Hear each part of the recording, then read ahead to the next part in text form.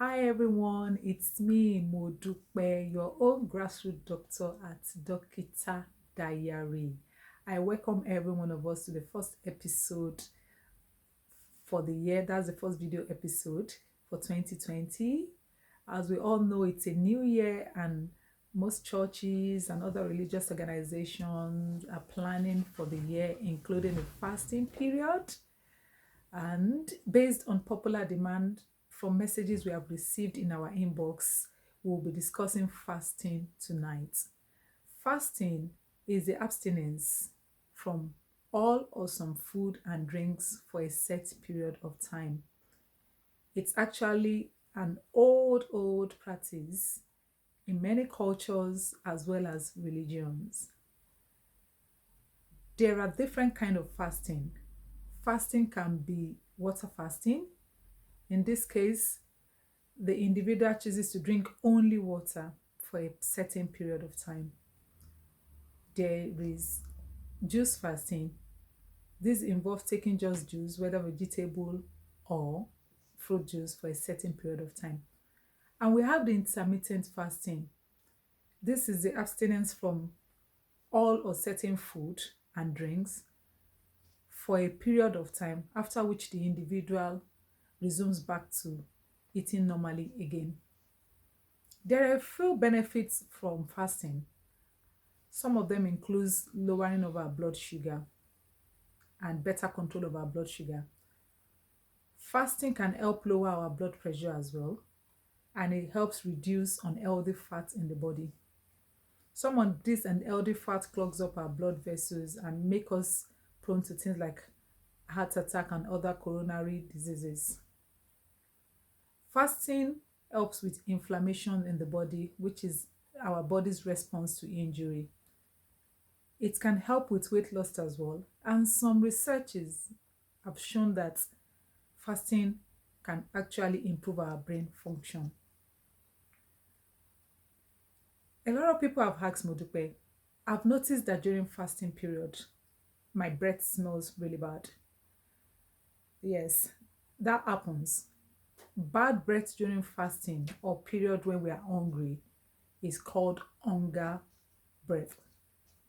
There are things responsible for this. One of them is the fact that during fasting, because we have not been eating or drinking, our body tries to use alternative means to get energy for us. Food is the body's fuel. When we eat, our body breaks the food down into small energy molecules, and through the bloodstream, it is carried around different parts of the body. But when we are fasting or when we are hungry and we've not eaten, the body tries to find an alternative way to get us this energy to make sure we keep going.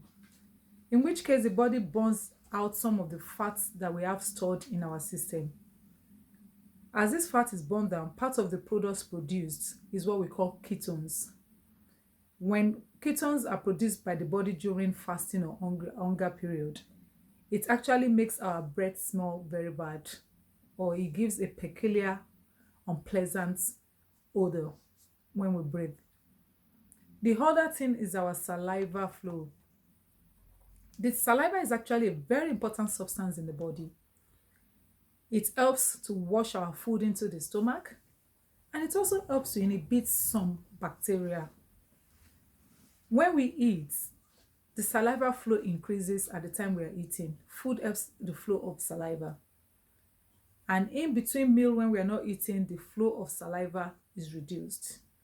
That's why most of us will observe that when we wake up in the morning, our breath smells quite bad. That is because when we are asleep, the flow of saliva is reduced during sleep. So during fasting or period of hunger, the flow of saliva is reduced because we are not eating and nothing is stimulating it to flow. Now, is this a major problem? I would say no, because there are things that we can actually do to help this. Very importantly is good oral hygiene. It's very important we take care of our teeth, our mouth, not only by brushing, but also making sure we remember to clean our tongue. The other thing is making sure we eat healthy. healthy food, healthy meals, and healthy diet. There are some food that make us more prone to having bad breaths. For example, we have garlic, onions, and sometimes some other spicy food.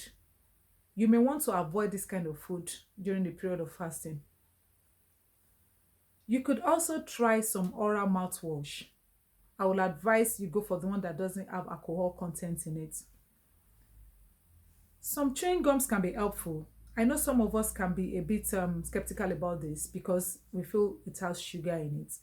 Actually, there are chewing gums without sugar, so you can go for the sugar-free ones.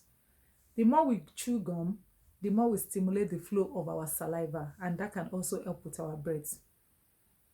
You could also try some mouth sprays, minty sprays, or some other forms. You can get them easily in the stores.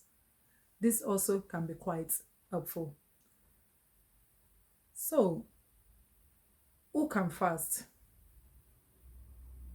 It is important to know that not everybody can fast. Before you fast and you know you have an existing health condition or conditions, I will advise you have a discussion with your doctor, or possibly make sure you fast in a way that is safe for you. Just like fasting has its benefits, there are actually downsides to it if we don't do it right or we don't do it properly.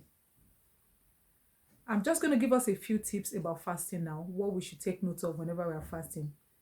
One, when you break your fast, please remember to drink lots of fluids.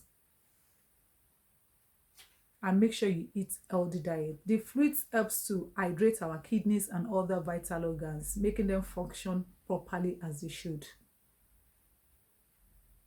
It is too, try not to engage yourself in activities that are very strenuous. Try to rest the body during fasting.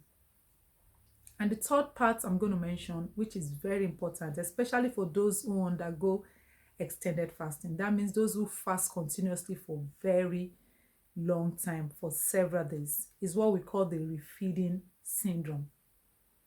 The refeeding syndrome, even though is not very common, but can be very dangerous because it can kill.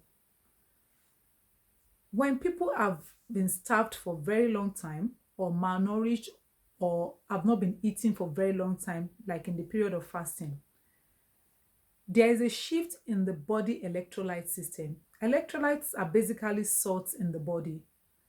For example, calcium, phosphates, magnesium, potassium, those are some of the salts in the body. The period of starvation or fasting, malnutrition for a long time, there's a shift in these electrolytes.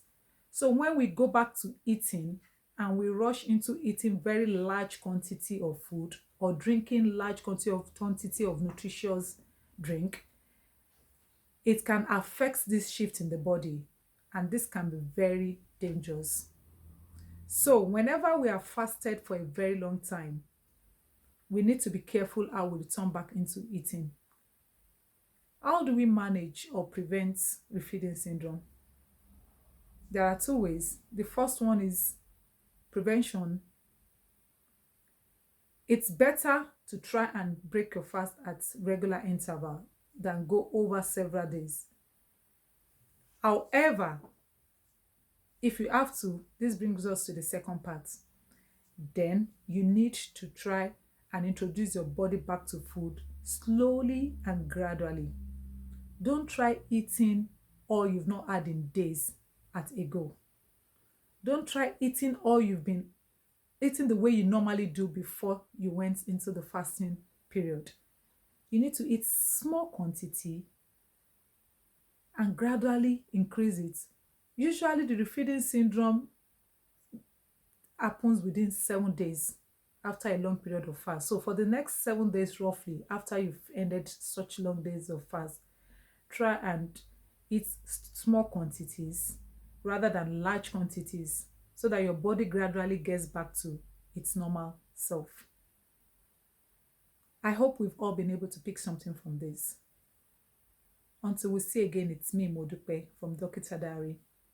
And like I said, don't forget to subscribe on YouTube to Dokita Diary, and on Facebook and Instagram, you just need to click the follow button and like if you have enjoyed our videos.